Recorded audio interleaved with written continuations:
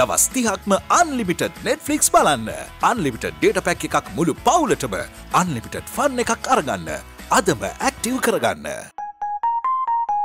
Vip Extra Anti-Smell Lemon Mint බලයයි තද දුගඳ සුන් කරයි.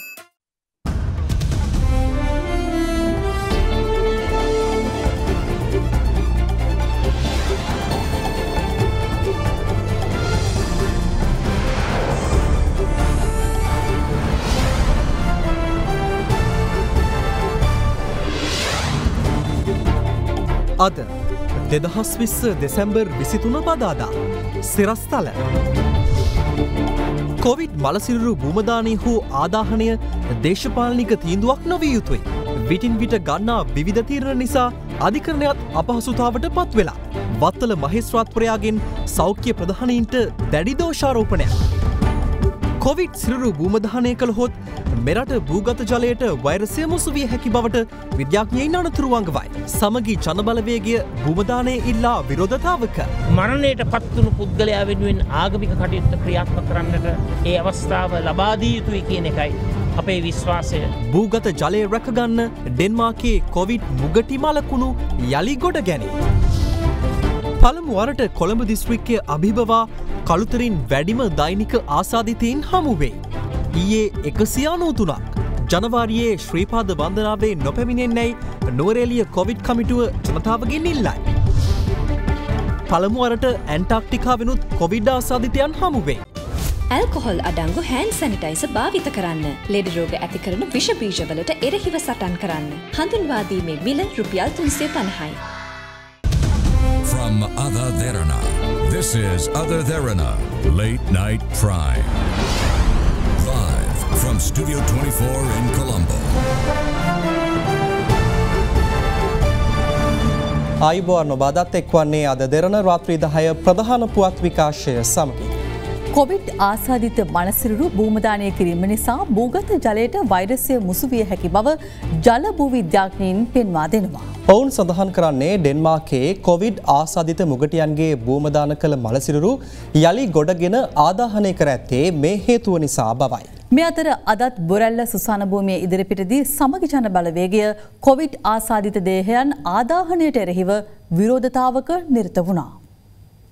COVID-19 වසංගතය ආරම්භවීමත් සමග වෛරසයට ගොදුරු වී මේ යන මුස්ලිම් ජාතිකයන්ගේ දේහ ආදාහනය කිරීමට එවකට සෞඛ්‍ය සේවා අධ්‍යක්ෂ ජනරාල් විශේෂඥ වෛද්‍ය අනිල් ජාසිංහ මහතා තීරණය කළේ විශේෂඥ කමිටුවක නිර්දේශ සැලකිල්ලට ගනිමින්. අනතුරුව සෞඛ්‍ය සේවා අධ්‍යක්ෂ ජනරාල්වරයා සියලුම කොවිඩ් මෘතදේහ ආදාහනය කළ යුතු බවට නිකුත් කර ගැසට් නිවේදනය බලරහිත කරන ලෙස ඉල්ලා මුස්ලිම් දේශපාලන පක්ෂ සහ සිවිල් සංවිධාන ශ්‍රේෂ්ඨ අධිකරණයට මූලික අයිතිවාසිකම් පෙත්සම් ඉදිරිපත් කර තිබුණා. එහිදීද විශේෂඥයන් කොවිඩ් මෘතදේහ බහුදානය කිරීමෙන් සිදුවිය හැකි හානිය විද්‍යාත්මක පදනමක සිට කරුණු ඉදිරිපත් කළා. එම කරුණු සැලකිල්ලට ගත් ශ්‍රේෂ්ඨ අධිකරණය ඉදිරිපත් වූ මූලික අයිතිවාසිකම් පෙත්සම් 11ම බහුතර විනිසුරුවරුන්ගේ එකගත්වයෙන් ප්‍රතික්ෂේප කළා.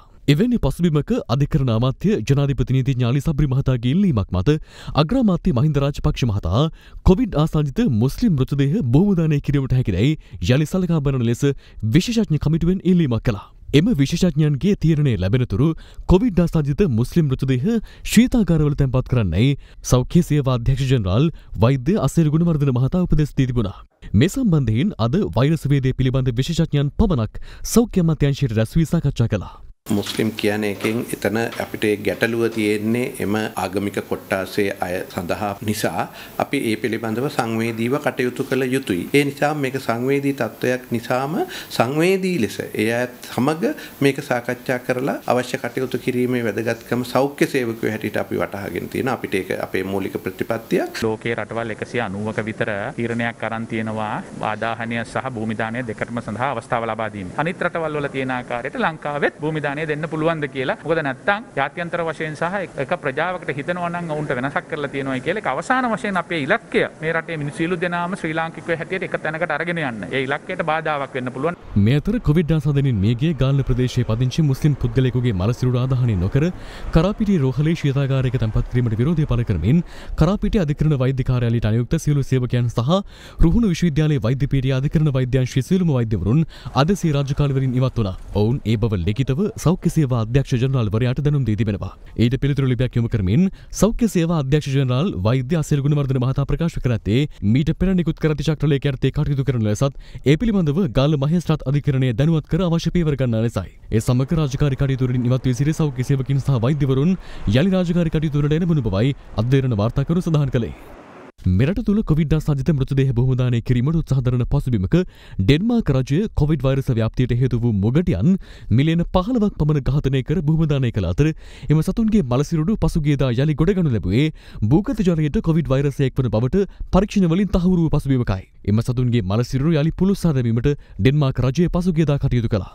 ඩෙන්මාර්කේ භූවිද්‍යා සමීක්ෂණ ආයතනය සහ ඩෙන්මාර්කේ තාක්ෂණික විශ්වවිද්‍යාලය මේ දෙගොල්ලෝ එකතු වෙලා පර්යේෂණයක් සිදු කළා මේ මුගටින් භූමදානයෙන් සිදුවන හානිය පිළිබඳව. ඒකෙදී ඒගොල්ලන්ට අවබෝධ වුණා භූගත ජලයට නොයෙකුත් අපද්‍රව්‍ය සහ වෛරසය එළියට නිකුත් වෙන නිසා ඒගොල්ලොන් වහාම භූමදානය කරනු ලැබූ වෛරස් සහිත මුගටින් මිලියන 15ම ආපහු ගොඩ අරගෙන ආදාහනයට ලක් කරා. ඒක ලොකු උදාහරණයක් ලංකාවට අපි මේ විකාර රූපී ස්වරූපයකින් දඟලනවනේ දැන් දේහ ආදාහනයද භූමදානයද කියලා මේ අවස්ථාව ඒකට හොඳ උදාහරණයක් තමයි ඩෙන්මාර්කෙන් සපයන්නේ ශ්‍රේෂ්ඨාධිකරණ තීන්දුව දීලා තියෙන්නේ. ඒ තීන්දුව අනුව අපිට දැන් එක නීතියක් තියෙන්නේ. ඒ එක නීතියට අනුගත වීම අනිවාර්යෙන් සිදු කළ යුත්තක්. මිනි අපි භූමදාන කිරීම තුළින් නරක වේගෙන එනකොට ඒකෙන් ඇතිවන ඕජස් වලින් බොහෝ දුරට ජල මූලාශ්‍ර වලට ද්‍රව්‍ය එකතු වෙන්න පුළුවන්. වෛරසය නිරන්තරයෙන් වෙනස් වෙමින් පවතින බව අපි කවුරුත් දැන් තේරුම් ගන්න තියෙනවා. ඒ නිසා අපිට ඉස්සරහට මොන වගේ තත්ත්වයක් උද්ගත වෙයිද කියලා කියන එක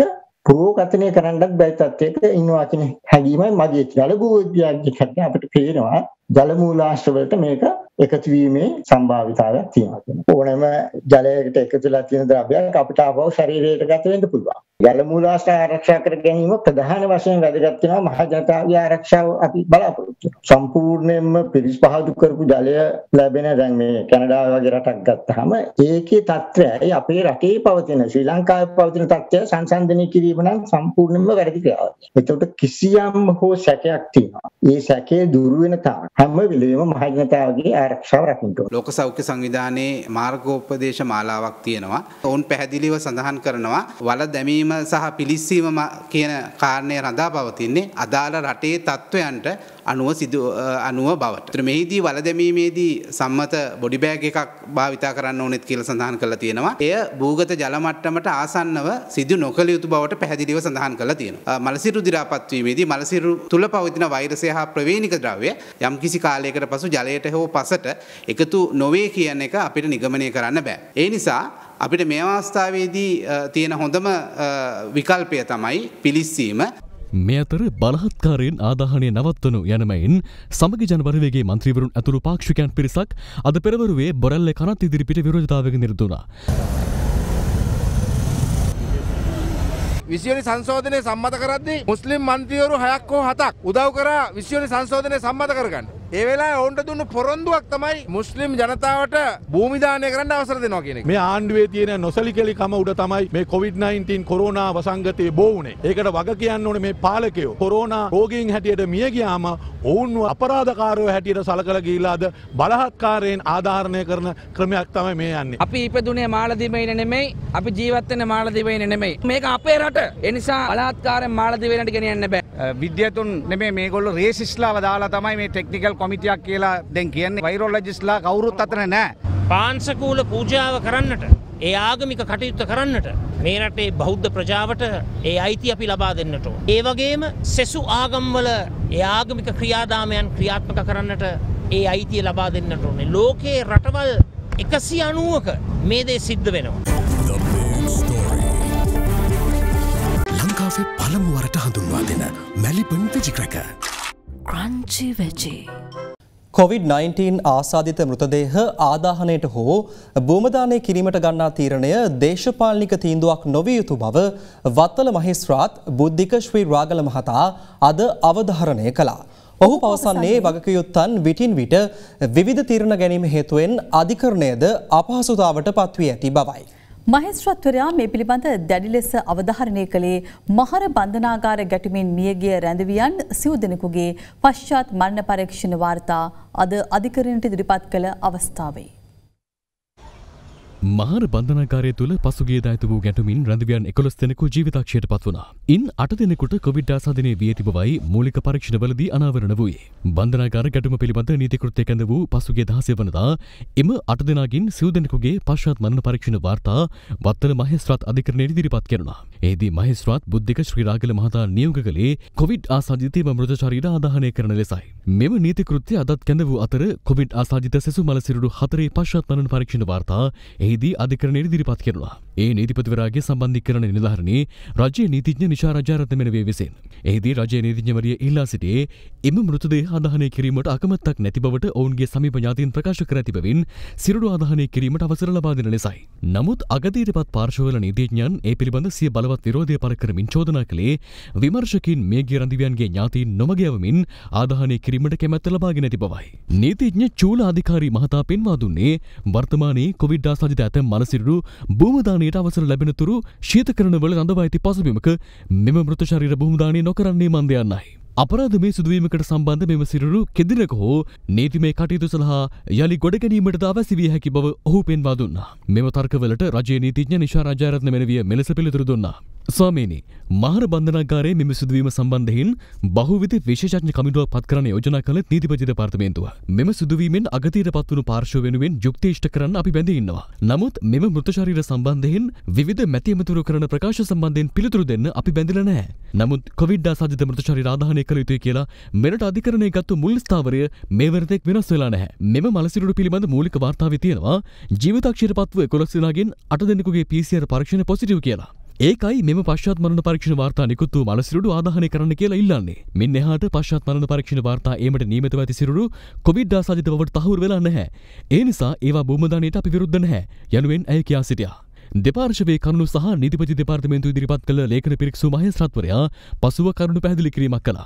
මාවත ඉදිරිපත් කර ඇති ලේඛනවල සෞඛ්‍ය සේවා අධ්‍යක්ෂ ජනරාල්වරයා, අධිකරණ ඇමතිවරයා සහ පාර්ලිමේන්තු මන්ත්‍රීවරුන් අමතා නිකුත් කළ ලේඛනයක් තියෙනවා. ඒ සඳහන් වෙනවා කොවිඩ් ආසාදිත මේගේ ඉස්ලාම් භක්තිකයන්ගේ මළසිරුරු බහුදාන කළ හැකිද යන්න පිළිබඳ අගමැතිවරයා සහ විශේෂඥ කමිටුවක් අතර මේ වනවිටත් සාකච්ඡා පවතින බව. එතෙක් මළසිරුරු ශීතකරණවල බහා තබාගෙන ඉන්නවා කියලා. ඉන් කියවෙන්නේ ඉස්ලාම් මෘත ශරීර බහුදානය කිරීමට යම් හැකියාවක් පවතිනවායයි මතයක් ඇති බව. මේ ගැටලුව සම්බන්ධයෙන් විවිධ අවස්ථාවල වගකිව යුතු පාර්ශව විවිධ ස්ථාවර දැරීම නිසා අධිකරණයේ විදිහට අපි ලබා දුන්නු නියෝග ගැන අපිටම ප්‍රශ්න ඇති වෙලා තියෙනවා. ඒක නිසා කොවිඩ් ආසාදිත මෘත ශරීර කිසිදු කරුණක් නිසා භූමදානය කරන්නේ නැහැ කියලා නිශ්චිත නියෝගයක් තියෙනවා නම් වහාම අධිකරණයට දන්වන්නේයි මහේස්ත්‍රාත්වරයා නීතිපති දෙපාර්තමේන්තුවට දැනුම් දුන්නා.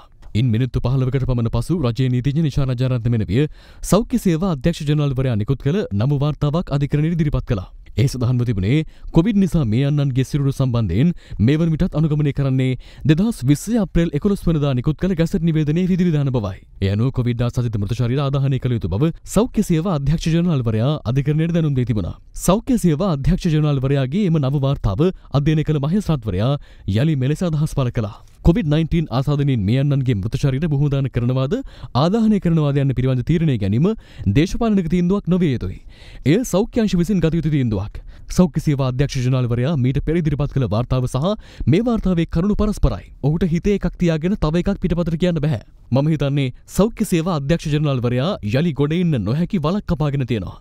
මේ ගැටලුව නිසා අධිකරණය ඇතුළු මුළු සිස්ටම් එකම අපහසුතාවයට පත් වෙලා තියෙනවා. මෙම සිදුවීමේදී බරපතල ගැටලුවක් මතුවලා තියෙනවා. මෘත ශරීර ආදාහනය කළොත් අපරාධයක සාක්ෂි වසන් වේද කියලා. ඒක නිසා මට මේ අවස්ථාවේදී මෙම මෘත ශරීර ආදාහනය කරනවාද භූමදානය කරනවාද කියලා තීන්දුවක් දෙන්න බෑ. දැන් මේ වන විට සාකච්ඡාවට බඳුන් වෙලා තියෙන COVID-19 ආසාදනය වීමෙන් මේ යන ඉස්ලාම් භක්තිකයන්ගේ මළසිරුරු ආදාහනය කරනවාද භූමදානය කරනවාද කියලා බලධාරීන් ගන්න නිශ්චිත තීරණයක් කඩිනමින් අධිකරණයට දැනුම් දෙන්න. අධිකරණයටත් කාලය අවශ්‍යයි මේ සම්බන්ධයෙන් අධ්‍යයනය කරන්න. පසුව ඊට අදාළ තීන්දුව දෙසැම්බර් මාස 30 වන දින ප්‍රකාශ කරන බවයි මහේස්ත්‍රාත්වරයා දැනුම් දුන්නේ. COVID-19 ආසාදිතින් 579 දෙනෙකු අද අලුතින් හඳුනාගත් බව යුද හමුදාපති ලුතිතන් ජෙනරාල් ශවේන්ද්‍ර සිල්වා මහතා සටහන් කළා. කොවිඩ් ආසාදිතයින් 428 දෙනෙකු ඊයේ හඳුනාගත් අතර පළමු වරට කොළඹද ඉක්මවා වැඩිම දෛනික ආසාදිතයින් වාර්තා වුණේ කළුතර දිස්ත්‍රික්කයෙන්. මේ අතර කොවිඩ් නියුමෝනියා තත්ත්වයේ හේතුවෙන් 15 අවුරුදු පිරිමි දරුවෙකු ජීවිතක්ෂයට පත්ව තිබෙනවා.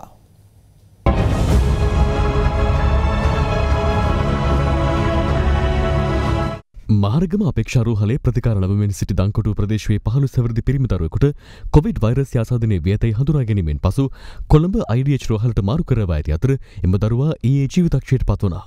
කොවිඩ් නියුමෝනියා තත්වය ලේ විෂවීම සහ උග්‍ර වූ ලියුකේමියාව එම දරුවාගේ මරණයට හේතුවයි. කුරුණුවත්ත ප්‍රදේශයේ පදිංචි 72 වසරේ කාන්තාවක් ඉකුත් 20 වනදා නිවසේදී මිය ගොස් ඇත්තේ කොවිඩ් නියුමෝනියාව හේතුවෙන්.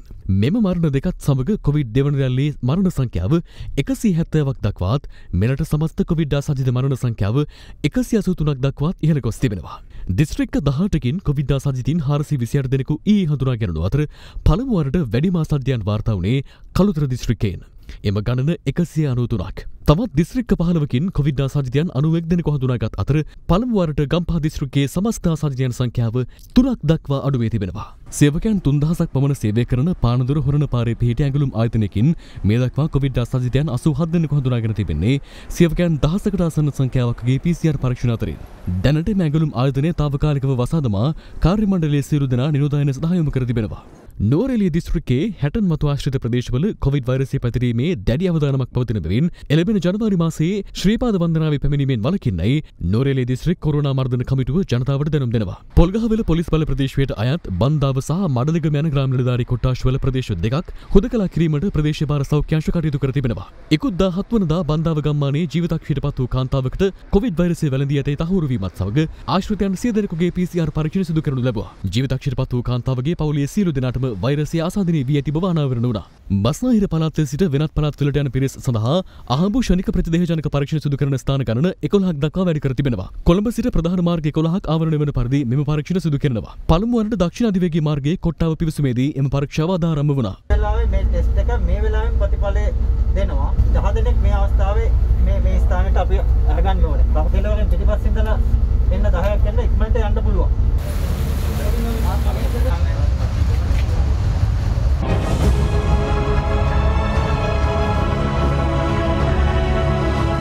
දේශීය ඖෂධයක් ලෙස නිෂ්පාදනය කිරීම සඳහා ආයුර්වේද දෙපාර්තමේන්තුවේ සූත්‍ර කමිටුව විසින් අනුමැතිය ලබා දුන් කැගල්ලේ ධම්මික බණ්ඩාර මහතා විසින් නිෂ්පාදිත කොවිඩ් වෛරසයට එරෙහි ඖෂධයේ ලියාපදිංචිය පිළිබඳ සහතිකය අද ඒ මහතා වෙත ලබා දුන්නා. නමුත් එම සහතික පත්‍රයේ කොවිඩ් වෛරසයට එරෙහිව අත්හදා බැලූ ඖෂධය පිළිබඳ සඳහන් නොවීම සහ ඖෂධය ලියාපදිංචි කිරීම පිළිබඳ සඳහන් නොවීම සම්බන්ධයෙන් ධම්මික බණ්ඩාර මහතා සිය විරෝධය පළ කළා. COVID-19 වෛරසයට එරෙහිව කෑගල්ලේ ධම්මික බණ්ඩාර මහතා විසින් අත්හදා බැලූ දේශීය ඖෂධයට නිෂ්පාදන බලය සඳහා අවසර ලබා දීමට ආයුර්වේද දෙපාර්තමේන්තුවේ සූත්‍ර කමිටුව පසුගිය 21 වෙනිදා පියවර ගත්තා. අනතුරුව එම ඖෂධය ඊයේ ආයුර්වේද දෙපාර්තමේන්තුවේ ලියාපදිංචි කළ බව දේශීය වෙදකම් ප්‍රවර්ධන ග්‍රාමීය හා ආයුර්වේද රෝහල් සංවර්ධන හා ප්‍රජා සෞඛ්‍ය රාජ්‍ය අමාත්‍යාංශයේ ලේකම් කුමාරි වීරසූරිය මහත්මිය සඳහන් කළා. ඒ අනුව එම ඖෂධය ලියාපදිංචියට අදාළ සහතිකය ධම්මික බණ්ඩාර මහතා වෙත ලබා දීම සඳහා ආයුර්වේද දෙපාර්තමේන්තුවේ නිලධාරීන් පිරිසක් ඒ මහතාගේ කෑගල්ලේ පිහිටි නිවසට පැමිණියා. කෙසේ වෙතත් එම සහතික පත්‍රයේ කොවිඩ් වෛරසයට එරෙහිව අත්හදා බැලූ ඖෂධය ලෙස සටහන් නොවීම පිළිබඳ ධම්මික බණ්ඩාර මහතා විරෝධය පළ කළා. එමෙන්ම එම සහතිකයේ ඖෂධයක් ලියාපදිංචි කිරීමේ සහතිකය ලෙස නොව ආයුර්වේද ඖෂධාගාරයක් ලියාපදිංචි කිරීමේ සහතික පත්‍රය ලෙස සටහන් වීම පිළිබඳවත් ඔහු සිය විරෝධය දැක්වුවා. එම සහතික පත්‍රයේ පිළියෙල කරනු ලබන ඖෂධ වර්ග ලෙස සටහන්ව ඇත්තේ ආයුර්වේද සූත්‍ර කමිටුවේ අනුමැතිය ලත් ඖෂධ වර්ග පමණි යනුවෙන් වන අතර කොවිඩ් වෛරසයට එරෙහි ඖෂධය ලෙසින් සටහන් වන්නේ නැහැ. මේක මම බලාපොරොත්තු වෙන සාතිකේ නෙවෙයි වැරදි සාතිකයක් මේ වැරදියක් දීලා මේ දේ නැති කරන තමයි මේ මිනිස්සු අතගෙන ආවලා තියෙන්නේ මම මෙච්චර දුරක් දෙනාවේ මම අර පරීක්ෂණයට කියනවා මේ පරීක්ෂණයට මෙච්චර බෝතල් දියන් කියනවා ඒ මිනිස්සු බීමේ මොනවද එතකොට අද බීලා බය නැතුව ඉන්නේ මොකටද එන ඉතාලම කියන්න දෙනවා කොරෝනා වලට මේක හරියන්නේ නැහැ කියලා උඩමාඩුවට මම බෙහෙත් ගෙනින්න මම බෝධින් වහන්සේට පැණිමෙත් කෙරුවා කිව්වා අපේ ආන්නේ මම හරකෙක්වත් ඌරෙක්වත් මොකෙක්වත් නෙවෙයි පාත්‍ර ධාතුවට බෙහෙත්වක් කර ඒ පාත්‍ර තමයි අපේ ආන්නේ නිහින් ජයශ්‍රී බෝධින් වහන්සේ පූජා කරන්නේ නින්දා කරන එක විතරයි කරන්නේ අදත් මට කෙරුවේ ලොකු නින්දාවක්. නුගේගොඩ අනුලා විද්‍යාලයේද ආදි ශිෂ්‍ය පදනම යටතේ ව්‍යාජ ලේඛන ඉදිරිපත් කරමින් සිසුවියන් තිදෙනෙකු ඇතුළත් කිරීමක් නිසා විද්‍යාලයේ ආදි ශිෂ්‍යාවන් තිදෙනෙකුගේ ළමුන් තිදෙනෙකුට අසාධාරණයක් වී ඇති බව වාර්තා වනවා. එම ආදි ශිෂ්‍යාවන් පවසන්නේ 2020 වසරේ පළමු ශ්‍රේණිය සඳහා සිසුවියන් ඇතුළත් කර ගැනීමේදී එවකට සිටි විදුහල්පතිනිය සහ ආදිශි සංගම නිලධාරණයක් විසින් මෙලෙස වෙනත් සිසුවියන් ඇතුළත් කරගෙන ඇති බවයි. 2020 වසරේ පළමු ශ්‍රේණිය සඳහා නුගේගොඩ අනුලා විද්‍යාලයට ආදිශිෂ්‍ය පදනම මත සිසුවියන් ඇතුළත් කර ගැනීමේදී මෙම අක්‍රමිකතාව සිදුවී ඇති බවයි අසාධාරණයට ලක් වූ මව්පියන් පවසන්නේ. ඒ සඳහා සම්මුඛ පරීක්ෂණ සිදු කරන වකවානුවේ සිටි විදුහල්පතිනිය සහ ආදිශිෂ්‍ය සංගමයේ නිලධාරිනියක් පාසලේ ආදිශිෂ්‍යාවන් නොවන තිදෙනෙකු සඳහා ආදිශිෂ්‍යාවන් ලෙස ව්‍යාජ ලේඛන සකස් කර ඔවුන්ගේ දරුවන් පාසලට ඇතුළත් කර ඇති බව එම මාපියන් පවසනවා. ඒ හේතුවෙන් තමන්ගේ දරුවන් වසරක කාලයක් පාසල් යාමට නොහැකිව නිවසට වී සිටින බවයි ඔවුන් පෙන්වා දෙන්නේ. මේ පිළිබඳ අධ්‍යාපන අමාත්‍යාංශයට පැමිණිලි කිරීමෙන් අනතුරුව එම අමාත්‍යාංශයේ අභ්‍යන්තර විගණන අංශය විසින් පරීක්ෂණයක් සිදු කර එම අසාධාරණයට ලක් වූ සිසුවියන් සඳහා දින 14ක කාලයක් තුළ සාධාරණය ඉටු කරන ලෙස නිර්දේශ කර තිබෙනවා. එහෙත් එම නිර්දේශ නිකුත් කර මාස 2ක පමණ කාලයක් ගතව ඇතත් මේ දක්වාත් එය ක්‍රියාත්මක නොවන බව එම සිසුවියන්ගේ මව්වරුන් පවසනවා. දවස් 14ක් ඇතුළත ඒගොල්ලන්ට මේකට ගන්න ක්‍රියාමාර්ගයක් එවන්න කියලා ඒ ලියුමට අද වෙනතුරුත් කිසිම දෙයක් මේගොල්ලෝ කරන්නේ නැහැ. මේවට සම්බන්ධ වෙලා ඉන්නේ හිටපු විදුහල්පතිනියයි ආදිශ සංගමේ හිටපු ලේකම්වරියයි. දැන් තවත් පුවත් කිහිපයක්. මධ්‍යසරහා දුම්කොළ ප්‍රචාරණය මර්ධනයට මාධ්‍යායතන ලබා දෙන සහාය ඇගීම් වෙනුවෙන් අද බත්තරමුල්ල වෝටර්සේජ් හෝටල් පරිශ්‍රයේදී උත්සවයක් පැවැත්වුණා. දුම්කොළ සහ මධ්‍යසාර පිළිබඳ ජාතික අධිකාරිය සංවිධානය කළ එම උත්සවයට මෙරට සියලුම මාධ්‍ය නාලිකා ප්‍රධානීන් සහ නියෝජිතින් පැමිණ සිටි අතර මෙහිදී දිරණ නාලිකාවද ඇගීමට ලක්ව තිබෙනවා. එහිදී දිරණ උපසභාපති ප්‍රධාන විධායක නිලධාරී ලක්සිරි වික්‍රමගේ මහතා වෙනුවෙන් එම ඇගීම දිරණ සහකාර සාමාන්‍ය අධිකාරී වැඩසටහන් ප්‍රසාද් කොමසාරු මහතා විසින් බාරගෙනුණා.